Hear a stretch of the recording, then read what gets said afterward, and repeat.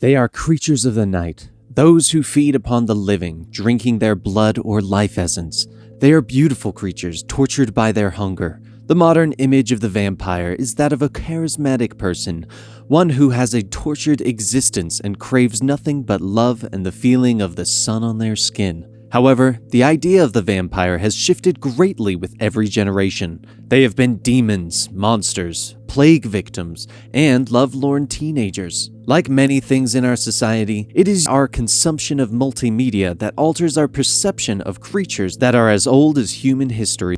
So let us take a few minutes and look at the history that is vampire. While the actual term known as vampire did not appear until around the early 1700s, the idea of an undead creature that fed upon the living can be traced back to what we now consider ancient history. The ancient cultures of the Greeks, Romans, Hebrews, India, and Mesopotamians all feature legends and myths of creatures that sound very vampire-like in nature.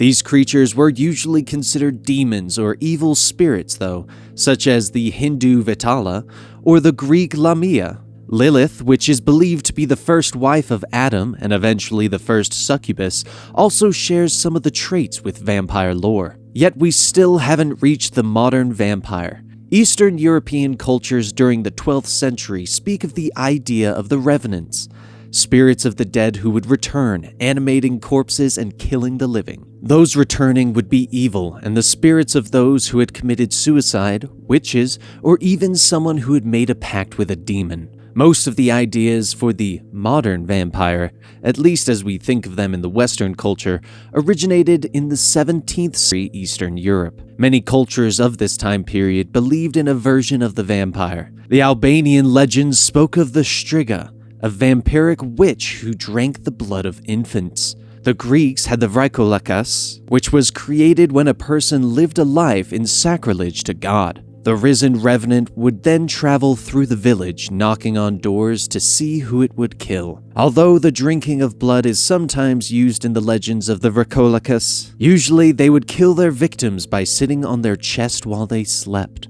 The Strigoi were the vampires of Romania and are the closest to the modern version. These were revenants that would raise from the grave, could shapeshift, turn to mist, and drank the blood of their victims. It was during the 17th century that the belief in the vampire began to rise. People would claim their loved ones rise from their graves, traveling through villages at night and killing the living. Vampire hunts were organized, graves were dug up, and the bodies staked. Yet all of these creatures were not portrayed as the smooth and sexy vampires that we enjoy today. If one looks at the physical descriptions of these medieval monsters, they were described as being bloated and dark in color, most likely due to the fact that they had just drank the blood of the living, making them more like a giant, undead tick than Dracula. These creatures would have blood leaking from their eyes, nose, and mouth as well. Oddly enough, the idea of fangs very rarely appeared in these early descriptions. So we're almost into the modern version of the vampire. But first, let's look at some of the varied beliefs that have existed throughout the centuries. So how does a vampire get created? Of course, there is the idea that the victim of a vampire would themselves become a vampire. Yet some cultures believe that vampires were a witch who died, or someone who made a deal with the devil in life. Some believed that if someone died and a cat jumped over their body, they were destined to rise as a creature of the night. So my aunt just passed away and my annoying cat has decided that she will rise as the undead who thirst for blood. What do I do? Luckily, the methods for stopping the vampire varied just as much. Some believed that if by burying the potential vampire with sharp knives or sickles, it would pierce them before they rose and destroy them. The idea that a wooden stake would stop a vampire from rising is an old belief, although the location has varied. The heart, stomach, and mouth were all believed to be the ideal point with which to pierce the creature. Although it didn't always have to be wood, sometimes metal would also have the same effect.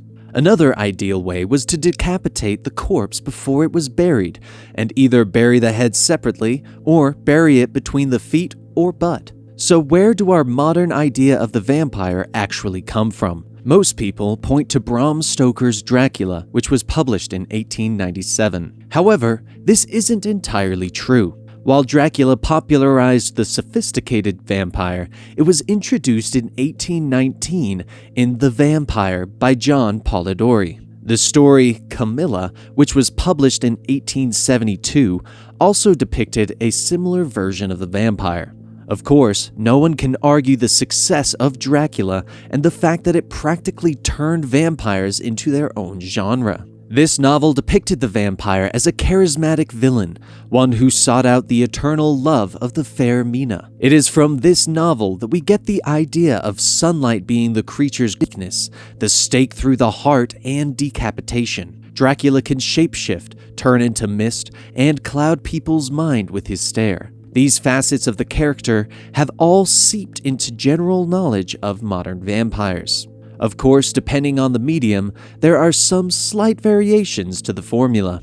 So where did this belief in vampires come from? As always, science believes that certain things could have contributed to the idea of an undead creature rising from the grave. The original vampire craze was during the point in history when the idea of decompositions wasn't entirely understood. After death, corpses can swell with gases, which would give them a more full look. These gases would also cause fluid to leak from a corpse's mouth or nose. If a recently deceased person was dug up, this would possibly give the appearance of someone who has been feeding on blood, much like a tick. Diseases weren't as well understood either, which means that a rash of deaths in a village that were blamed on a vampire could have just as easily been caused by a sudden outbreak. Scientists have linked such diseases as rabies or porphyria to contributing to the idea of vampires as well. So while science and the views of a modern world have pretty much ruled out the idea of true vampires, they still remain popular throughout various media. There is still a subculture of vampires living in this world who supposedly live off the blood of others. This is, of course, offset by the vampire hunting groups. Are these creatures of the night out there? Will they one day rise up to destroy us and take over the world? Or are they merely some goth kids who really like the culture? Who is to truly say? I hope you guys enjoyed this video, and if you liked it, please give it a like and leave a comment down below. If you want more videos like this, please subscribe to the channel for more myths, lores, and tales of Earth. And if you want more of me, you can find me on Twitch at twitch.tv/DanTStreamer. I will see you next time.